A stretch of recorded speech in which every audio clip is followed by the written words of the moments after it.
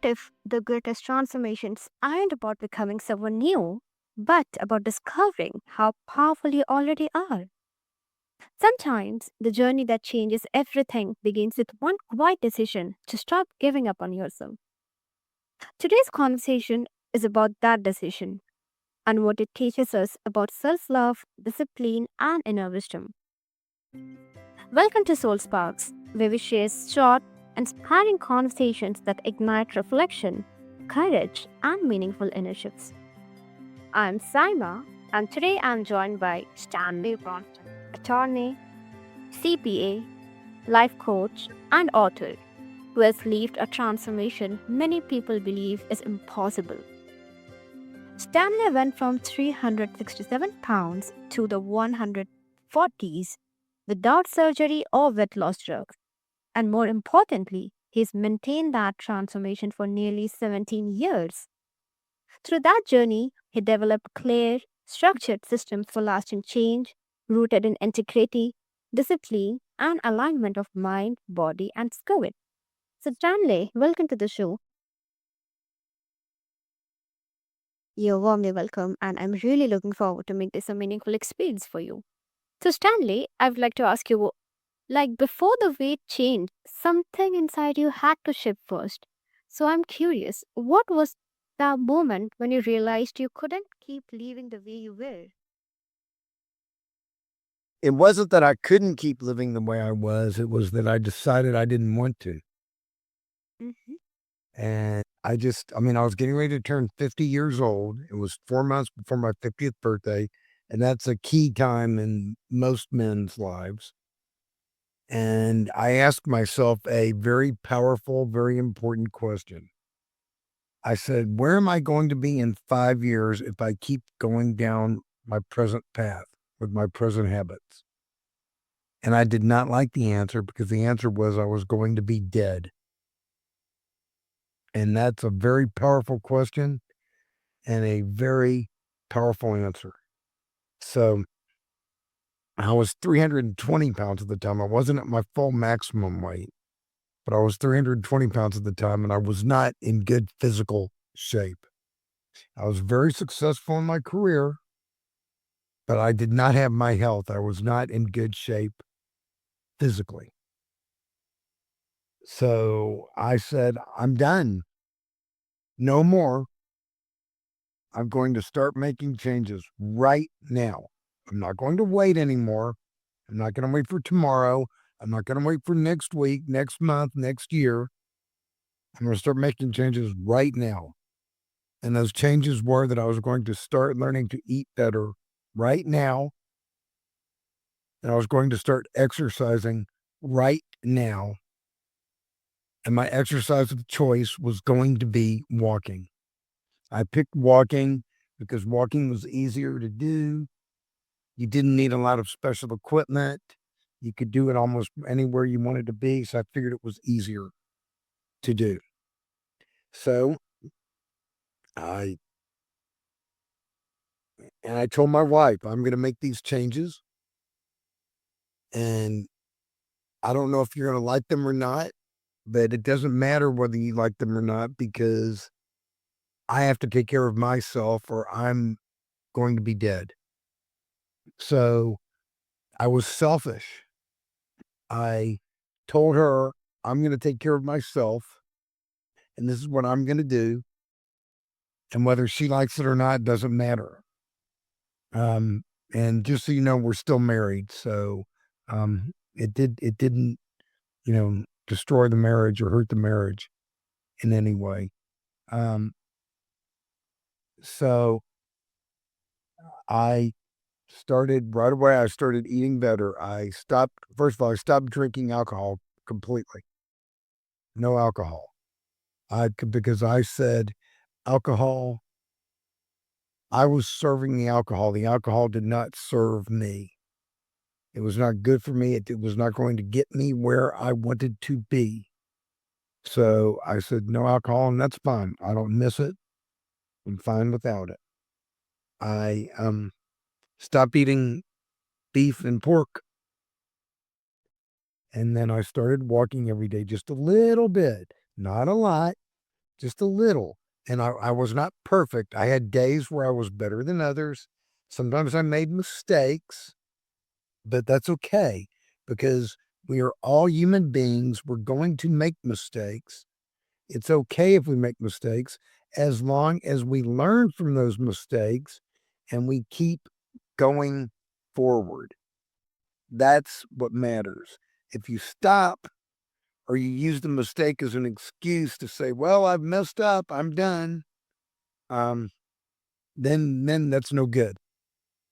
And so I just kept going and going and going. And then after 5 more years, I had started walking quite a bit. I had started eating better and I was feeling better and I was losing weight. I decided I was going to go vegetarian. I gave up chicken and turkey and I did that. I still was eating eggs. I still was eating cheese, dairy, that type of thing. But I did that. And then 5 years after that, I reached a point where I wanted to take it a step further because I was still not quite getting where I wanted to be. And so I went vegan. I gave up cheese, butter, ice cream, ghee, that type of thing. I gave all those things up and I lost the rest of my weight very quickly, very quickly. And since then, I've maintained that and I've been healthy. So the whole experience has taught me three things. The third one, which applies to your listeners, Mhm. the first thing it taught me was that I'm more powerful than I ever imagined. I mean, what I did exceeded what I thought I could do. It was more than what I thought I could do. Then it also taught me that if I could do this, there must be other things out there waiting for me to do that I haven't done yet. And so I should look for those things and start doing them. And that's what I'm doing now. I I work because I want to, not because I have to. Um I because I want to help people and that's what my work is. And that's my purpose in life. That's why I am here. So I'm working to do that. And then the third thing it taught me, and this is the good one. It taught me that if I could do these things and that if I'm more powerful than I ever imagined, so is everyone else. You are more powerful than you ever imagined. All your listeners are more powerful than they ever imagined. All of them can do more than they think they can. They're all capable of more than they think they're capable of. That was the important thing it taught me. Does that make sense to you? Yes, Stanley, there's so much wisdom in the way you frame that. Not from a place of self judgment, I would say, but from self honesty. And you didn't say, I can't do this. You actually said, if I keep doing this, where does it actually lead? And that kind of future focused awareness is truly powerful. And I really love how you spoke about success, not just in career terms, but in, how your body and life were responding, and the way you described choosing working bitter food, and even recognizing that alcohol stops serving you. It shows transformation doesn't have to perfect, doesn't have to be perfect to be real. And to allow mistakes, learning from them, and continue anyway is such an important part of sustainable change, and that's such a great reminder. Now that leads me to this.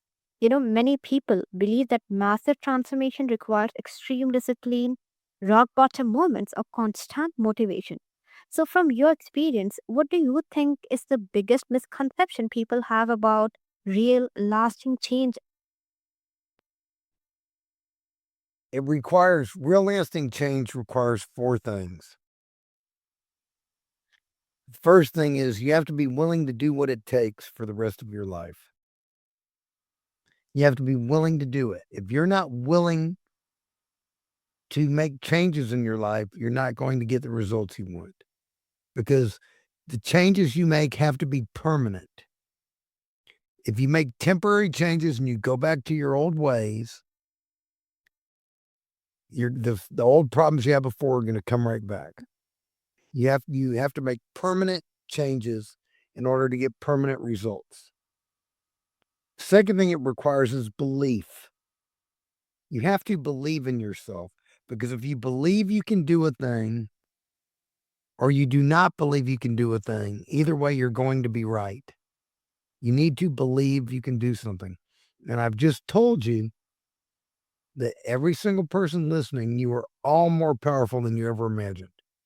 So start believing it. Just start acting on it. Act like it's already true. Believe it. Then it requires self-discipline. Now, and I do not mean punishment. I mean new forming new positive habits, breaking old negative habits. That's what discipline is to me. It's breaking old negative habits. Like for me, I used to go to Chinese buffets every day for lunch. I stopped doing that. I didn't get any exercise. So I started walking. That was a new positive habit. I started making sure I only ate healthy food. That was a new positive habit. So do not be afraid of discipline. And you're going to make mistakes. You're not going to be perfect. And that's okay. Don't worry about being perfect. Just worry about getting better every day. Be better today than you were yesterday. Be better tomorrow than you were today. And if you have a bad day or you mess up, just start right again. Pick right back up where you left off and keep going. Don't get upset. Don't get mad at yourself. Don't punish yourself. Just keep going. And then the last thing it requires, and this is what makes it all so much easier, it requires a commitment, making a commitment to yourself. Because when you are 100% committed to something, it becomes much easier to do. For example, I am 100% committed that only healthy food is going to go into my mouth. I am 100% committed that I am going to walk every day. I do not, I no longer, I do not ask myself the question anymore. When, when somebody puts unhealthy food in front of me, I don't ask myself, should I eat this? Is it okay to eat this? I automatically know that I am not going to eat it, because unhealthy food, I do not eat unhealthy food. That's not who I am. I am a different person. Same thing with the walking. If I have a day where I do not feel like walking, I know I'm going to do it anyway, because I am a person who walks every day. That is who I am. That is what I do. So willingness, belief, discipline, and commitment. If you do those things, it becomes much easier. And don't be afraid. Just get started. That's all it takes. Get started and work on getting better over time. I mean, I'm in year 17 of getting better all the time. So it's not fair to someone who's just starting. I've been doing this for 17 years. You were just starting, but I was just like you. When I started, I had trouble walking one block.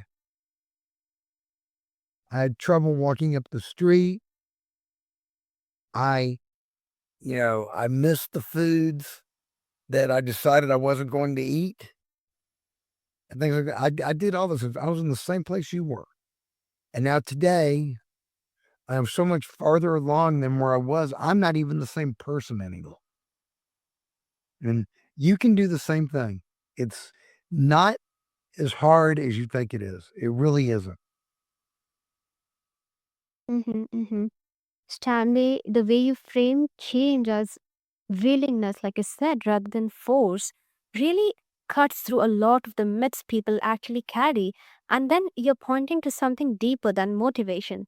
That lasting change comes from believing in our own power and choosing permanence, not perfection. And I really like how you describe self discipline not as punishment, like I said, but as care and as a steady practice of building habits that support the life we actually want while letting go of the ones that don't. And you've done that really very well. That's really remarkable.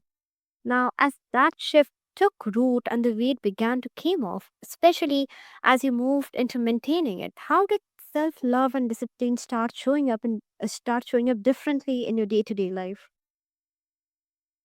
You just I'm committed to loving myself. I'm just it it showing up is almost the wrong way to phrase it. It's just there. It's who you are. Like I said, I'm a different person. I became a different person, and that's okay, and that's good. That's that's what it's all about. You just start doing the right things. Don't worry about who you're becoming. Don't worry about where you're going.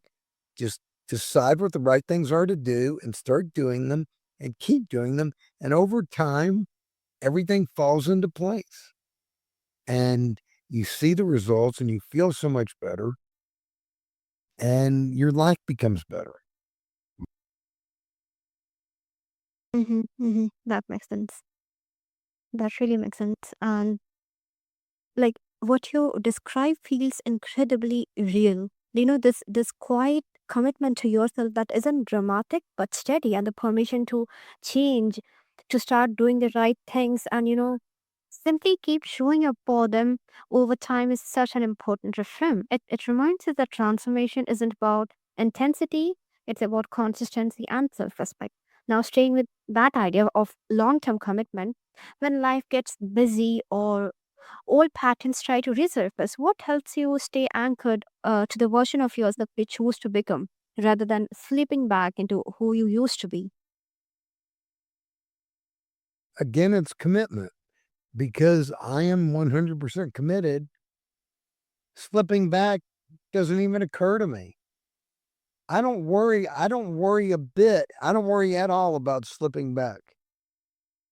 It's not going to happen. It's not who I am. It slipping back. It's funny. Becoming healthy is what I used to think was impossible, and it became possible. And slipping back is what I used to think was inevitable, and it is what has become impossible. Slipping back has become impossible. It's not going to happen. It's just it's not a concern of mine. I do not spend any time or energy at all in worrying about slipping back, and I've not worried about that for years.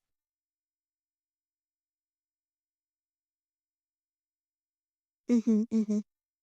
That confidence in your commitment comes through, honestly, not worrying about sleeping back because you have already proven to yourself that change is possible, and that's really powerful.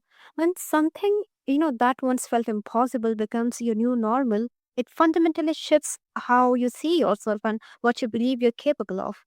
Now, for listeners hearing this who still see health or change as impossible for themselves, what would you say helped you move from doubt into belief and take that first step anyway?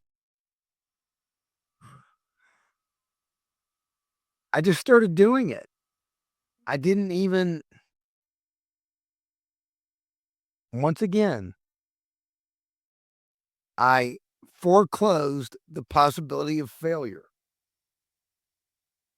I left no room for failure. I said, "This is who I am. This is what I'm going to do." And I just kept doing it every day. And as you do it every day, today, tomorrow, next day, next week, next month, next year, year after that, year after that, year after that, it becomes who you are. Like I said, you change your identity, you change the person you are, you become someone else, you become a better version of yourself. And it truly does become easier. Mhm. Absolutely, yes. That makes sense. That makes a lot of sense. And that simplicity is what, makes your story, I feel, so powerful, Stanley. You didn't wait for motivation, that perfect time, that perfect plan. You removed the option of quitting and let consistency do the work. Showing up every day without guarantees is what quietly builds belief. Yes, I too believe with that. Now, as you look back, what did committing with no room for failure teach you about yourself that you couldn't have learned any other way? Like I said, it taught me that I'm more powerful than I ever imagined. And it taught me that so are you. So is everyone listening to this program. We are all more powerful than we ever imagined. We all are capable of change.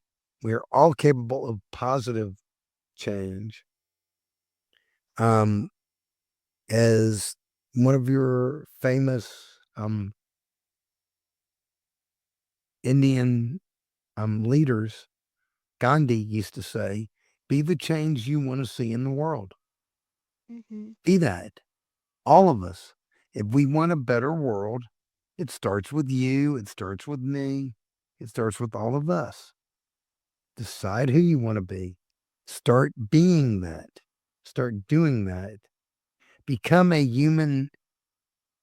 Remember, you're a human being. So be it. Be the person you want to be. And the world will begin to change. It will begin to change in a positive, healthy manner that is good for all of us. And the world will become better.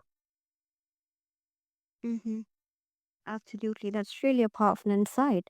And there's something really inspiring about how you turn belief into action and discover that, we are far more capable that we often give ourselves credit for. And your journey, I would say, is a reminder that change isn't just possible, it's waiting for us when we start. Now, for listeners who feel inspired by your journey and want to explore your work and frameworks further, where can they find you? They can find me on my website, which I hope you will put in the show notes.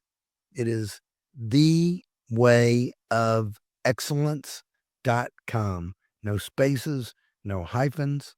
It's just thewayofexcellence.com. Mm-hmm. And Sure. they can go to that website. All my information's there. Several of my books are there. They can all be downloaded digitally for free. The information is available free. So go for it. I encourage you to try it and to take advantage of it. Mm-hmm. For sure. That's surely going to be beneficial for all our listeners out there. So, thank you, Stanley, for sharing not just your own story, but the wisdom you earned through it. And to all our listeners out there, may this spark remind you that lasting change doesn't rush, it commits. And this is Soul Sparks. Until next time, keep choosing excellence one step at a time.